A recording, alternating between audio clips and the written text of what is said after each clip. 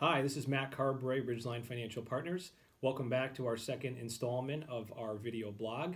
Some of you may also receive our email communication. What we're going to try and continue to do is provide you timely information that we think will help you in your financial life with some of the decisions that you have to make. So for those of you that received our web-based blog, we talked about 401k plans.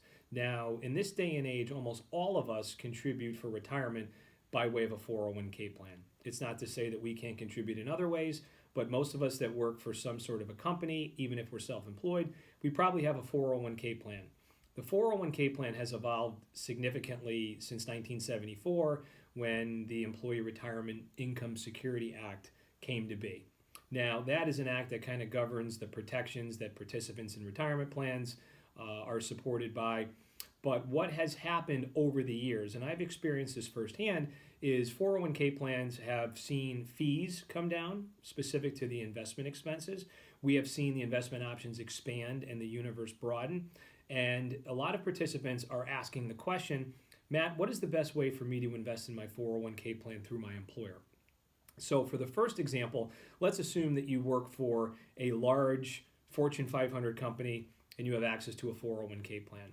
The first decision that you have to make is, do I save on a pre or a post-tax basis? Almost every retirement plan out there has now been amended to allow for a post-tax contribution. And that effectively is most commonly referred to as a Roth 401k. So determining whether you save on a pre or a post-tax basis, you have to have some data and you have to have some facts in front of you. First and foremost is, are you single? Are you married? Are you head of household? How do you file your income tax return? And then what effective federal rate are you at? Now, people will all too often say, well, I'm in the 25% tax bracket. And that very well may be the case. But what is the effective rate that you paid tax at? We all too often find that people that are in the 25% tax bracket effectively may be in the 21% effective rate. So we want to know what that effective rate, because that's going to drive the decision as to whether saving on a pre-tax basis or a post-tax basis is more beneficial.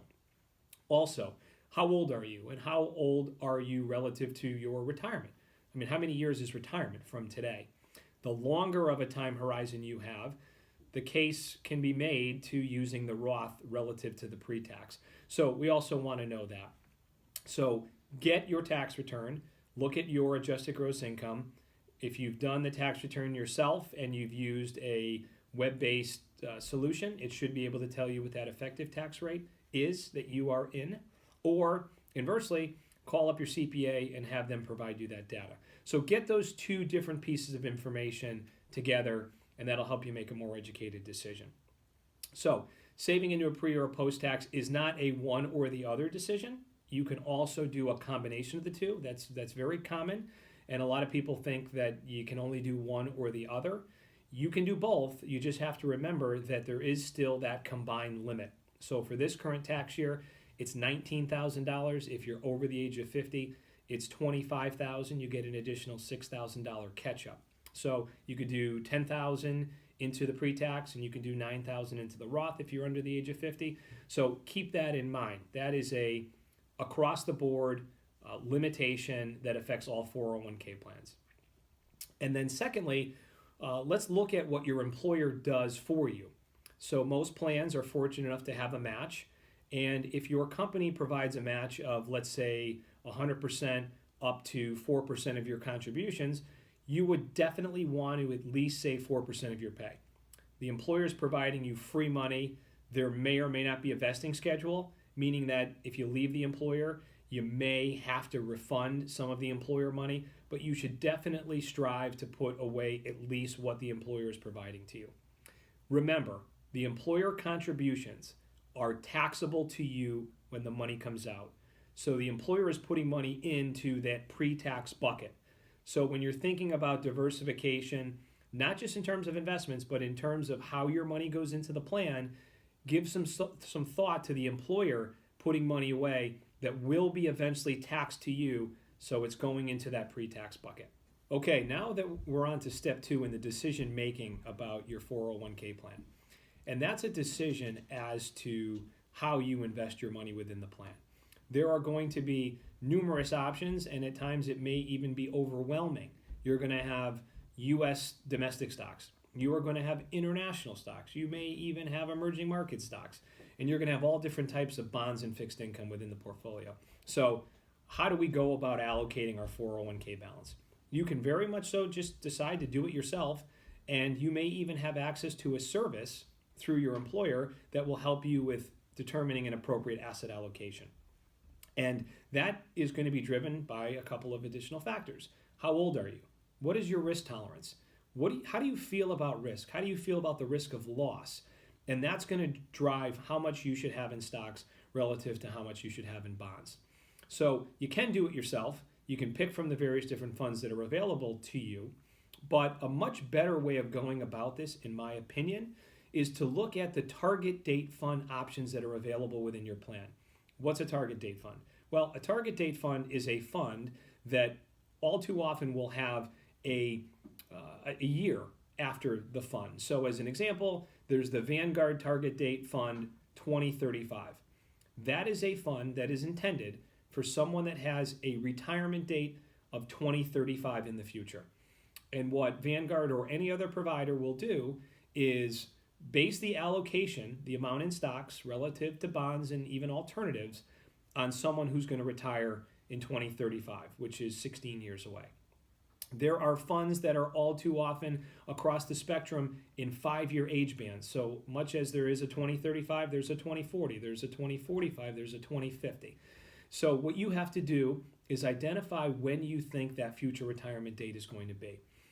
And then you can back your way into a target date fund that corresponds with that. Why we like target date funds? Well, we think that the very smart people at these investment shops would do a better job in allocating your funds in the different asset classes. They will do things such as rebalancing and tactically shifting between U.S. and international, growth and value, large and small as they see fit. The average layperson is most likely not going to have a good handle on when to do things. And they may often try and time the market, and that never seems to work well.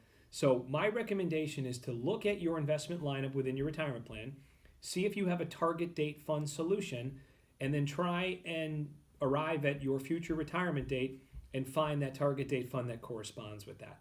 That to me is a much better long-term strategy, because other than the other great elements of a target date fund that I just described, one of the more important is the fact that that target date fund and the portfolio is going to get gradually more conservative as you get to retirement.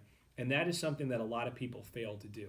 A strategy of de-risking on your own is hard to do, and all too often it can be lost in the shuffle of daily life. But the target date fund is going to do it for you. It's going to gradually reduce the amount that you have in stocks until you get to an amount that could be anywhere between 40 and 50% at retirement, which we think is still an ideal percentage to have in equities. Okay, so let's wrap this all up. Let's do a little bit of a summary here. Things that you have to consider when you are investing in your company-sponsored 401k or even your individual 401k if you happen to be self-employed. 1, are you going to put in pre or post-tax? Understanding your effective tax rate. Am I better off, and is it more important for me to get the tax deduction today, and hopefully when I go to take the money out, I'm in a lower tax bracket? Well, we all know that there's no certainty about the future of tax rates. They very well could be higher in the future. They could be lower, although I think more people would be of the opinion that tax rates are going to be higher. So if the tax deduction is not as beneficial, does the Roth or the post-tax option make more sense?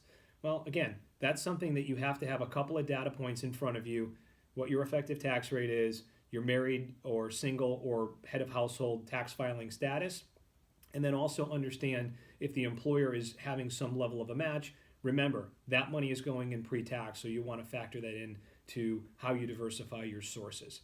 The second decision, the investments within the plan.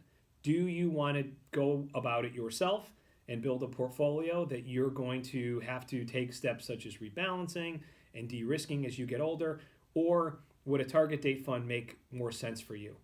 Again, I think 95% of people are better served in a target date fund, and I think that it is a better long-term strategy because of the lack of knowledge that some investors face, but also not being able to commit to some of the things that you need to do with your retirement money as you start to get closer to retirement.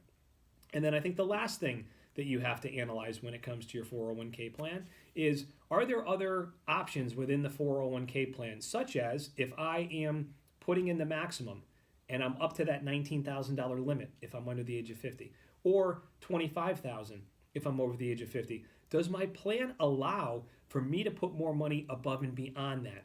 There are some plans that are out there, specifically with the larger employers, that may allow you to get to what we call the Section 415 limit, which is the combined limit of your contributions and your employer contributions. And that limit is $55,000 if you're under the age of 50 and $61,000 if you are over the age of 50. So to get that answer, you're going to need to get the plan document. The plan document is the owner's manual for a retirement plan. Not all retirement plans are created equal. So if you're going to want to make additional contributions and know whether there's the ability to do so, you're going to need to get that plan document. But as we all start to save for retirement, and we're doing so in a very common fashion by saving in our 401k plans, or if we work for a municipality, maybe it's a 457. If we're in police or fire, it's probably a 457 as well. And if we're in the not-for-profit world, or if we work within a hospital, it very well could be a 403b.